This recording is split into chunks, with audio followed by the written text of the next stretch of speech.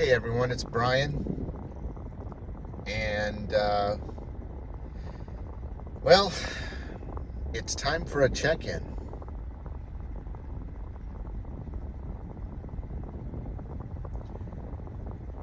I don't know why I paused there. I thought maybe there might be a video intro, but then I remembered I don't have video intros for this. So it is time for a check-in though. So it's been a week. Today is, what is it, April 23rd. April 23rd, 2024. It's been a week since my last video.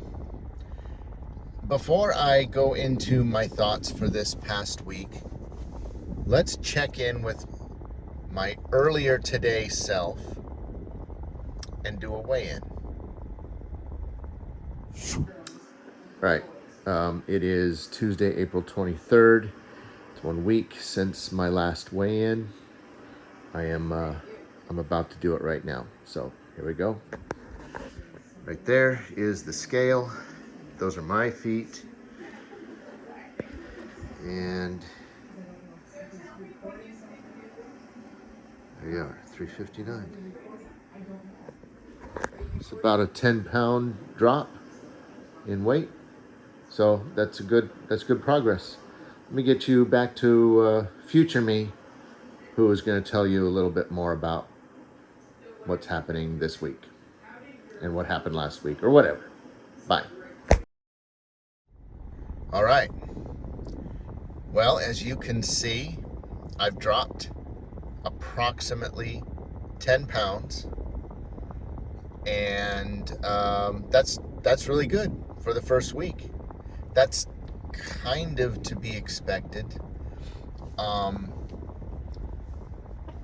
I think on most weight loss programs, most weight loss regimes, whatever you want to call them, I think that first week is it's normal to have a big drop in weight like that, because it's a lot of water weight. Your body is purging water, and it's not a bad thing that it's doing that, but it's releasing that first, and then it's going to start releasing the fat and the energy that's stored in your fat. So the first week is usually a big water release. So you see a big drop off in weight based on that alone. From now on, any weight release that I experience is going to be usually much more reduced. It's going to be reduced, right? I think at most I can expect with this way of eating that I'm going to be doing, this methodology is going to give me a progress of approximately anywhere between 3 to as much as 7 pounds per week. And that's not going to be every week. I do expect to have plateaus from time to time, and there are ways to break through those plateaus. So what happened to me this past week? Let me just give you an update. I was pretty good most of the time with the food that I was eating and with the calorie limitations. Mostly with the food I was eating. I was choosing high protein, low carb, mostly low fat foods, and trying to keep my calorie intake to about 1,000 calories a week. I know some of you nutrition nuts out there that might happen across this video are going to scream at me saying that's too low.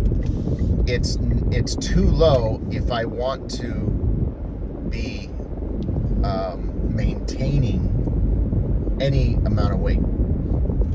It's not too low. What I'm trying to do is to ensure that I have a calorie deficit so that my body is utilizing the stores of fat in my body and using that to get its energy.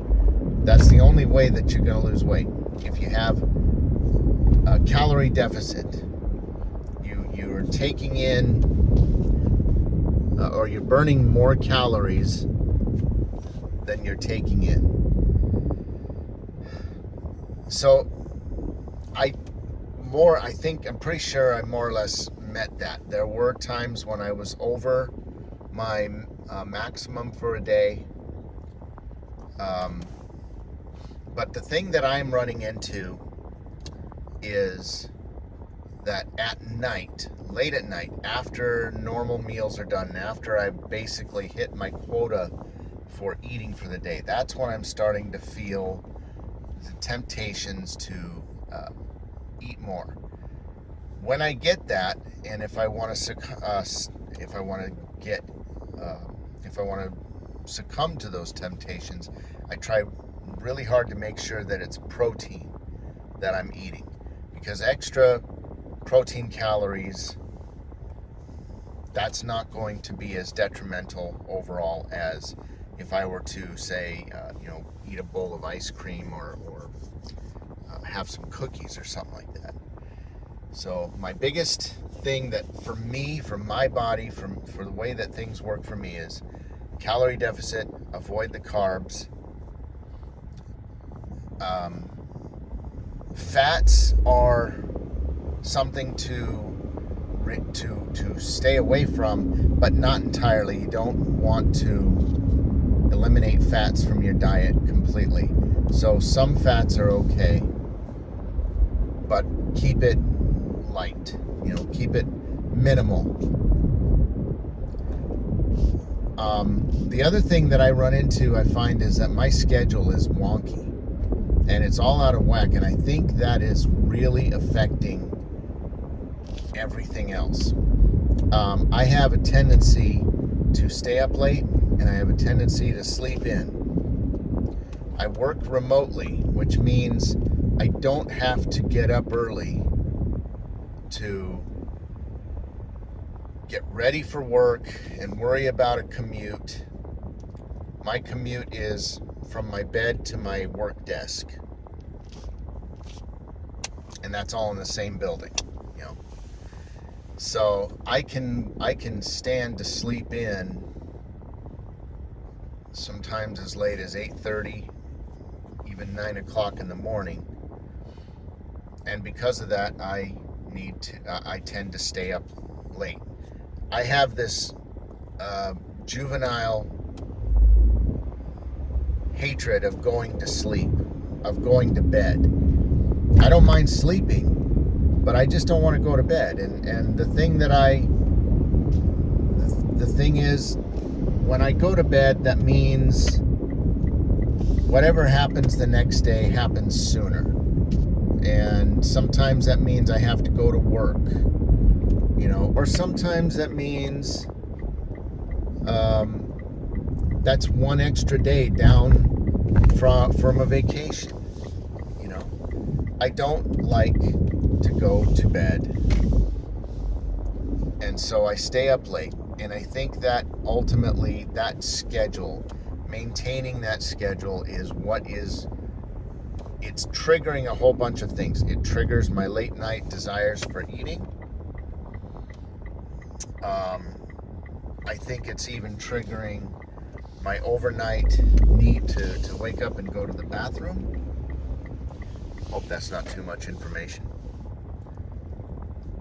So, if I really want to make this work, and for me, it's really time to get serious about things, I need to fix my day and night schedules. I need to get back to what is a normal routine for most normal people. And even if that means, even if I don't work at a job that I have to go to an office for, I need to get myself back into the mindset of that. And I want to start getting up early, maybe 6, maybe 7 a.m. Early enough that I can actually take a moment to have some breakfast at a normal breakfast time, and have a few minutes before I get started on my day. I think that would be a really big help in my overall goals here, and that's what I'm going to work on this week. So stick around if you want to. Engage in this journey of mine with me. I'd love to have you along.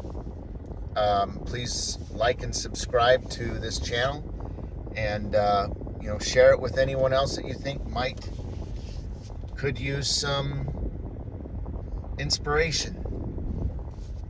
Or if you yourself need some inspiration, then I encourage you to subscribe.